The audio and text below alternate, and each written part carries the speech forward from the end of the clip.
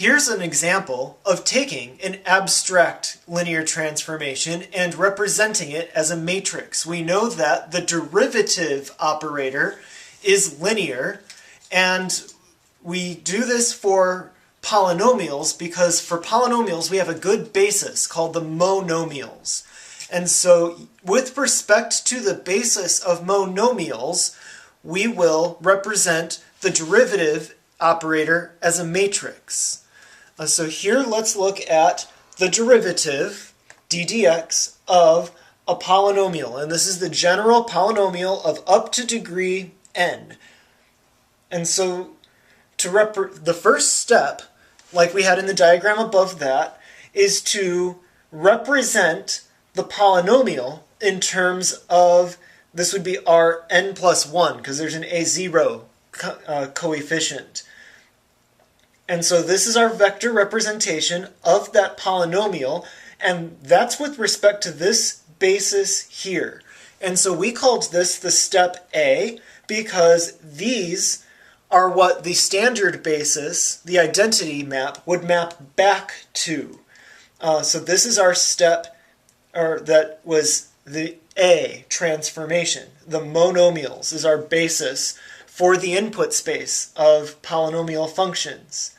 Then the next step is for us to actually do the operation t. In this case, we're going to do the derivative. So if we do the derivative to each of the basis vectors, we get these results. The derivative of constants are 0, the derivative of x is 1, and all these others, we use the same power rule for polynomials, where the derivative is you bring down the power and decrease the power by 1. And so all the way at the last one, the derivative of x to the n is bring down the n, and it's x to the n minus 1. So this is the step. We did A, which gave us the basis, and then TA, which is where we did the transformation to that basis. This is the t of all the VI's, or of all the basis elements. And then the last step is to convert back to vectors in Rn. And so the 0, the polynomial, corresponds to 0 as a vector in Rn. 1 is a constant, and so that coefficient of 1 goes first in the constant position, and it's 0x and 0x squared and so forth. The 2x becomes 2 in that second position, zeros everywhere else. Can you guess what the next column would be?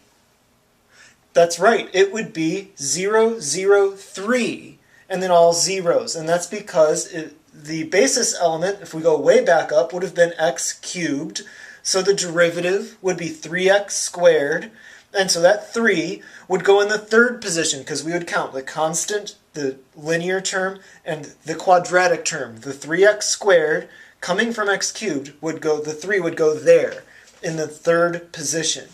And so on all the way down to where we have our final column, n, x to the n minus 1.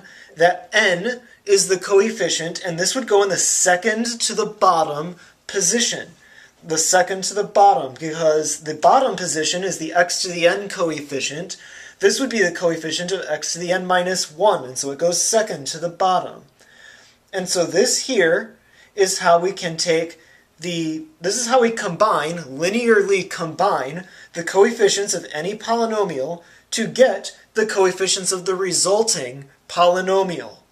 And that is, it's 0, the derivative of the constant is always 0, and then a1 becomes the new constant, and a2 times 2 would become the new linear term, and all the way down those lines. So notice the nice structure of this matrix is that it zeros down the diagonal, and it just is counting 1, 2, 3, all the way up to n on the super diagonal, just one element over from the diagonal.